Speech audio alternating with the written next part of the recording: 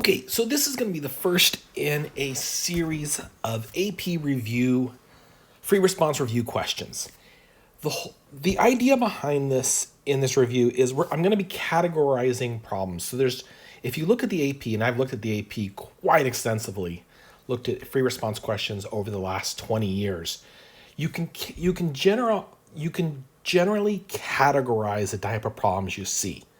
Okay, so as we go through this series of videos, I'm going to be categorizing for you. I'm going to be just showing you some different kind of, we'll call them like subgroups of problems, right? So broadly speaking, there's about 6 general types of problems that show up on the AP. Now, does that mean that's only 6 types of problems that show up? Absolutely not. But broadly speaking, every AP exam usually has, free response exam, usually has some of the following types of problems.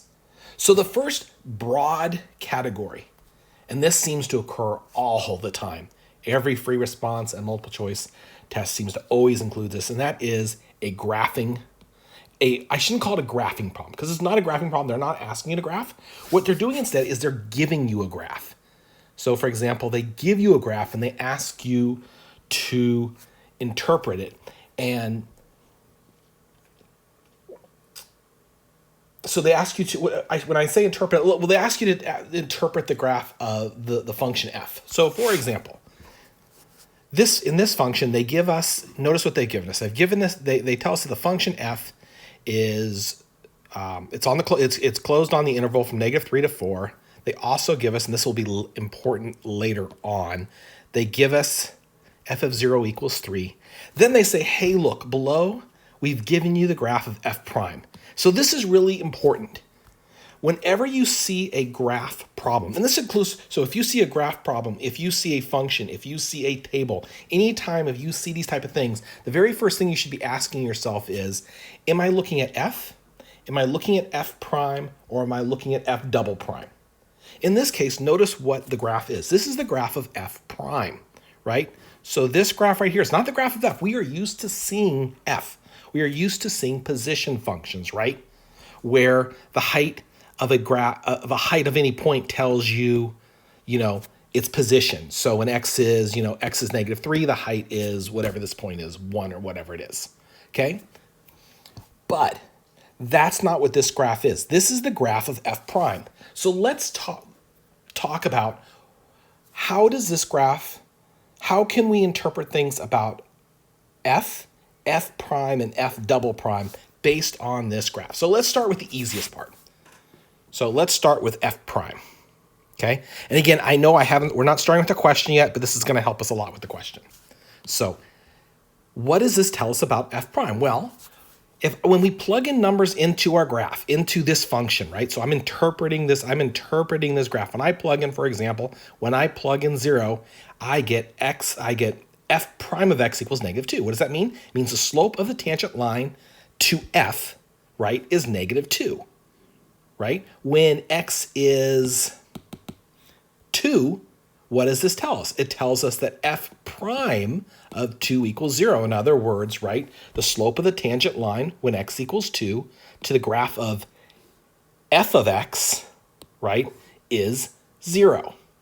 So this thing again, this graph right here, this f prime of x is spitting out slopes of tangent lines, right? Because that's what f prime does, right? F prime of x splits out slopes of tangent lines. You plug in numbers, it spits out slopes of tangent lines. Okay, so then let's talk about how does this relate to f? Well, we've already kind of seen that, right? When we plug in numbers into this, so a couple things. When we plug in numbers into this, it tells us different pieces of information. So it tells us what the slope of the tangent line is to that graph. So again, repeating what I've already said, right? When x equals 0, we know that f prime of x, that f of x, that the slope, one more time, let's kind of rewind.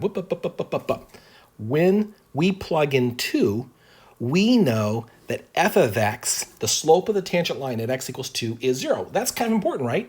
If we are asked to find things like critical values, or minimums and maximums. We know that the minimums and maximums and those sort of things occur when the derivative equals 0, right? That's where we might have a minimum or maximum. So this point right here might be, it's not going to be, but it might be a minimum or a maximum, right, of the graph. Now, let's talk about the area underneath the curve. So if I want to, what have we always talked about when we talk about area underneath the curve? So for example, if I wanted to find this area right here from the curve to the x-axis, what does that represent? Well, it would represent in terms of our graph, it would represent the displacement. So what is that? What are those values? -3 to -2 of f prime of x dx, right?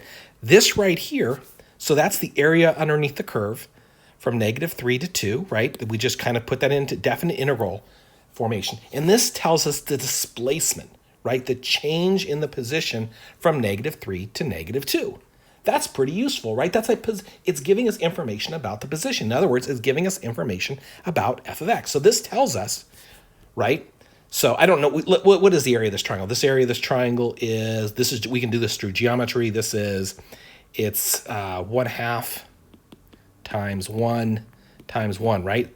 So its area is 1/2. So what does this tell us? This tells us from -3 to 2, the change in position for this graph is it increased by 1/2 unit, right?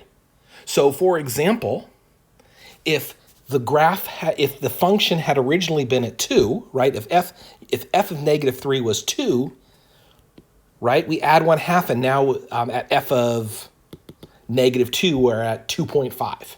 Okay, so again, when we look at the area underneath the curve, we are looking at a displacement, which means we are getting information about f. We're getting the information about the change in the position value, that displacement. And then finally, let's get rid of that. Let's talk about f double prime. Well, if this is f prime of x, then the derivative of f prime of x is going to be f double prime of x. In other words, now we're looking at the slopes of the tangents to this graph, right? Because that's what's happened when we take a derivative of a function. So this is our function. We're taking the derivative of it. We're looking at the slopes of this graph now. So in other words, we're actually looking at concavity.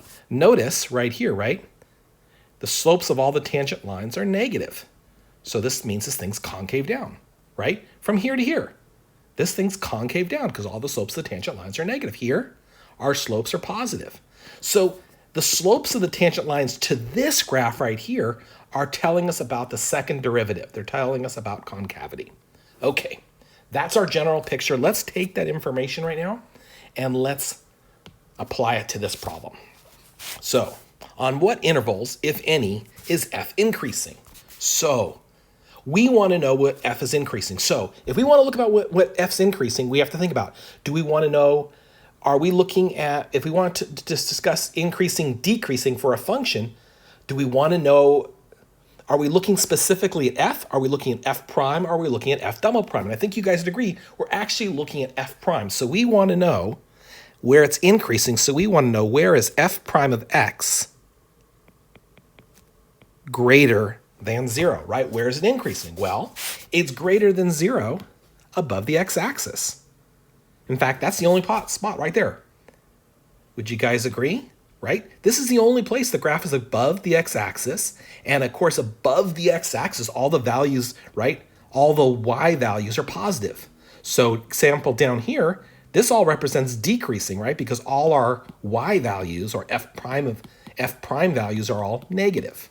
So our explanation would be, so it says, where is it increasing? So I would say increasing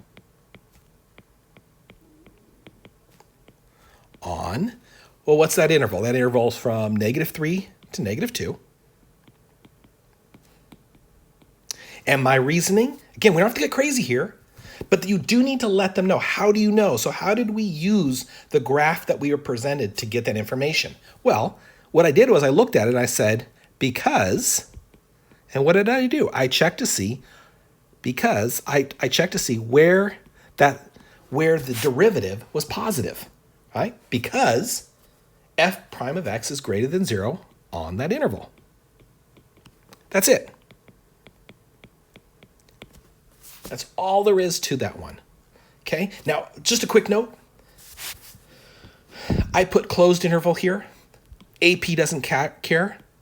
We could have gone like this too. In fact, there are some books that define open and closed on the, when we looked at increasing or decreasing, they define it on an open interval. Some books do it on a closed interval. It doesn't matter. Assuming of course, right, that this is a closed interval. If it was an open, if one of these things was open, then we'd have to use open interval.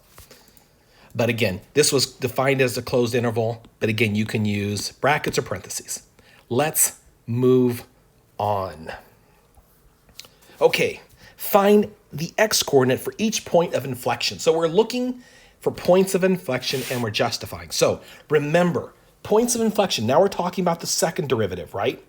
So when we talked about the second derivative, we were saying we are looking at the slopes of the tangent lines to this graph. Now remember, think about your flashcard. Where do points of inflection occur?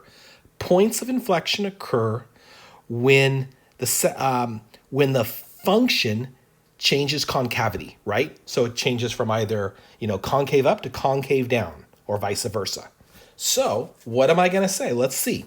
Well, let's go find them ourselves first. So right now, I think you guys would agree this graph from here to here is concave down because all the slopes of the tangent lines to this graph are negative. Again, slopes of tangent lines we're talking about second derivative. Now, our slopes of our tangent lines are positive. So that must mean right here, there must be a point of inflection. So at x equals 0, we have a point of inflection.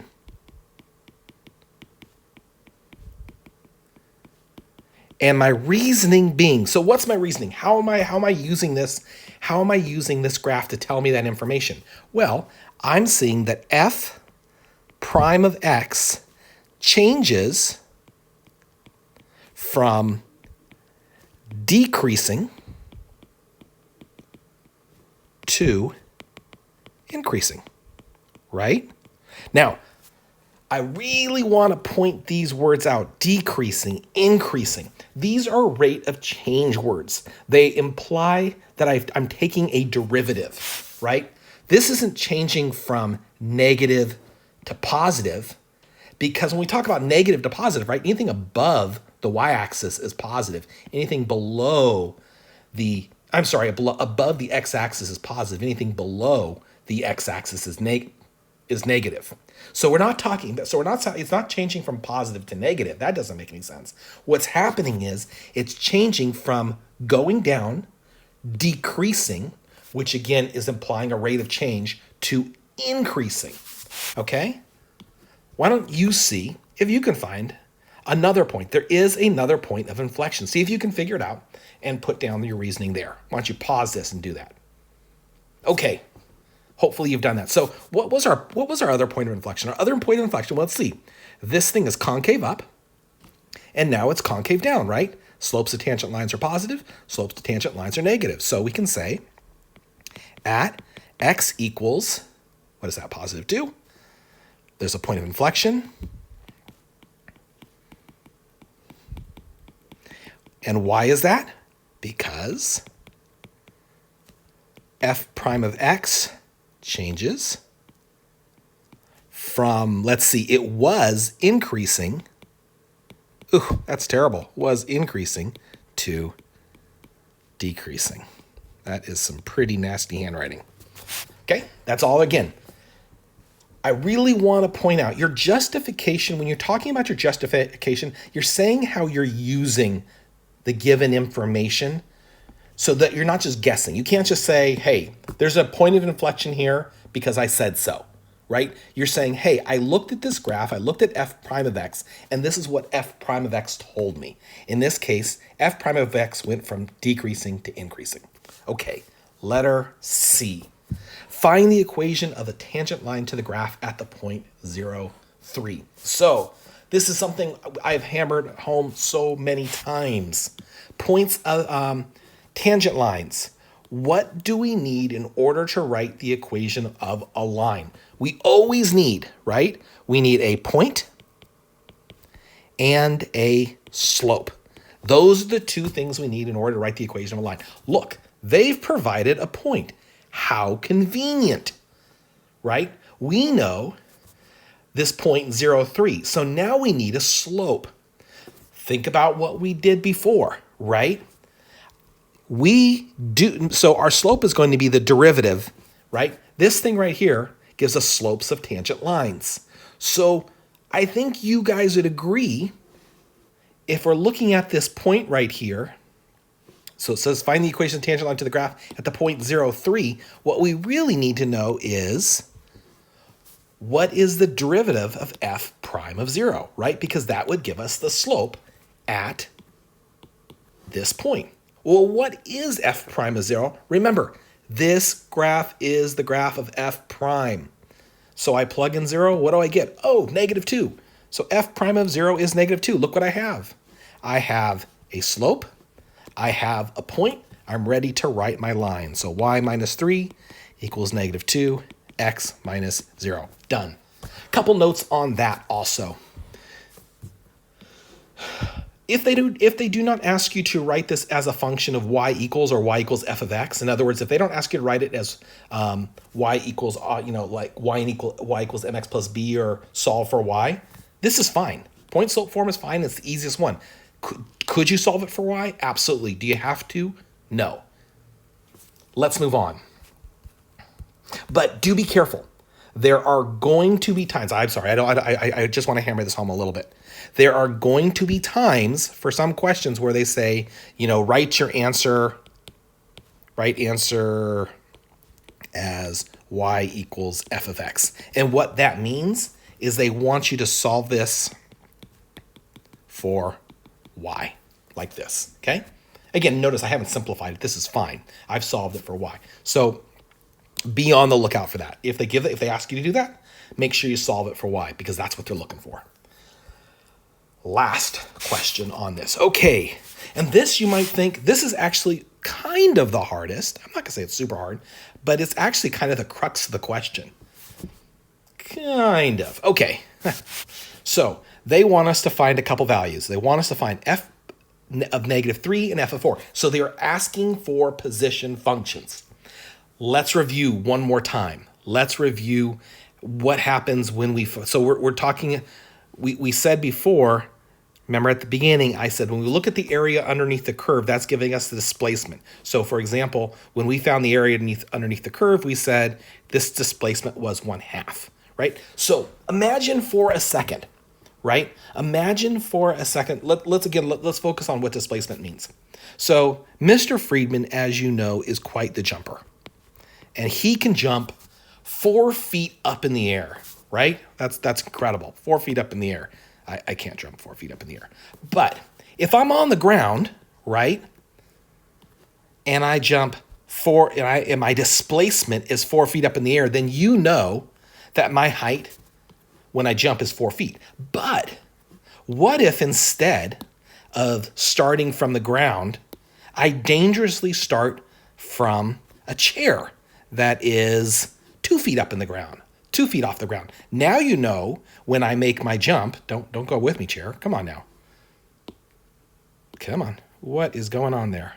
No. Okay.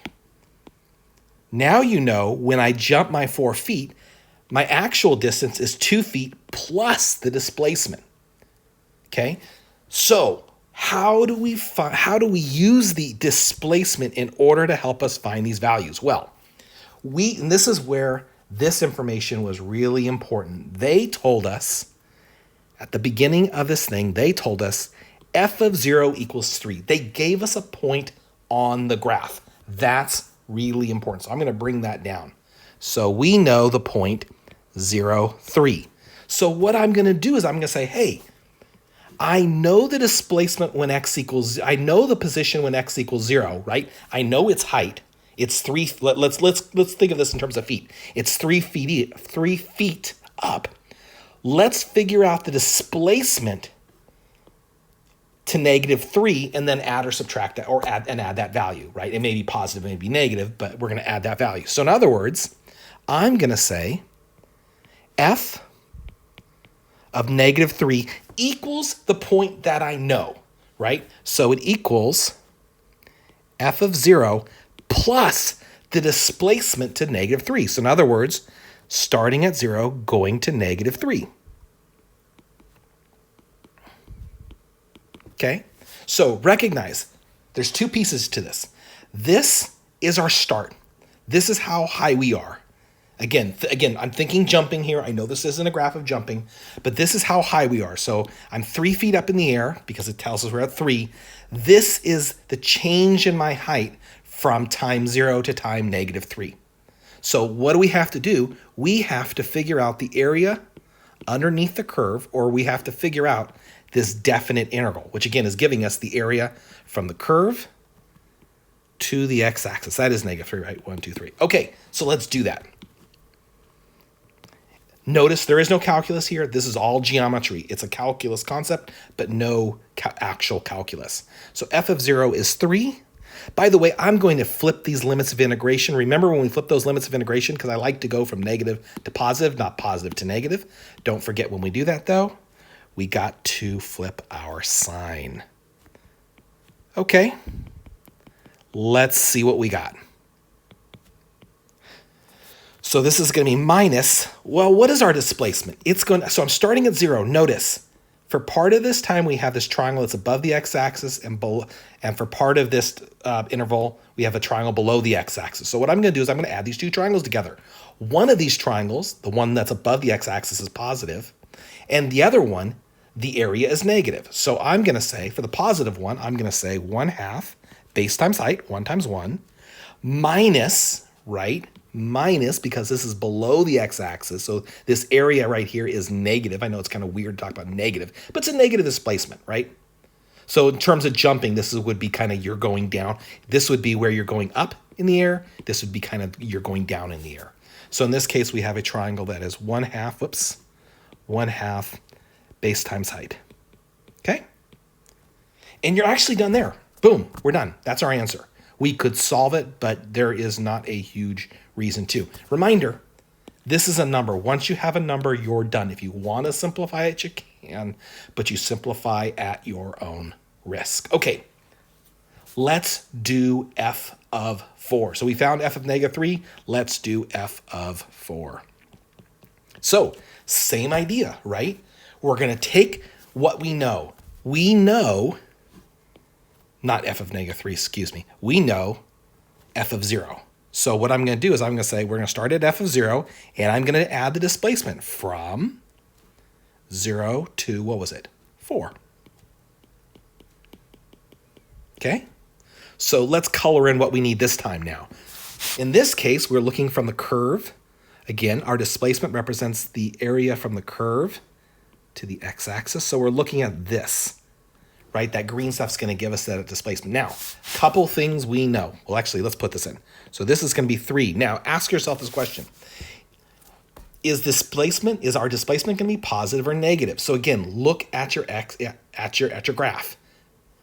This green stuff, right? This green shaded region is below the x-axis, so it's going to be negative. So I'm going to subtract this. So minus that green stuff. What is that green stuff? Well, if I want to find it, probably the easiest way, and this is a geometry question, is I will find the area of the rectangle, and I will subtract this semicircle, and that's going to leave me with the green stuff. So in other words, the area of the rectangle is, what is that? It's 1, 2, 3, 4. It is, so that's negative, right? So we're going to say, not negative. We're already subtracting it. Excuse me. I already took care of the negative. So the area of the rectangle is 4 by, is that 3? I think this is, or is it 2? I kind of drew this poorly. Let's assume it's 2. I'm going to assume it's 2. On the actual page, they show it better than I did. Okay, so that's the area of the rectangle, and I'm going to subtract that semicircle, which is 1/2 pi times the radius squared, and the radius in this case is 2. So 2 squared. And that's it. Boom. You got your value. Again, you don't need to simplify it. It is a number. I'll see you in the next problem.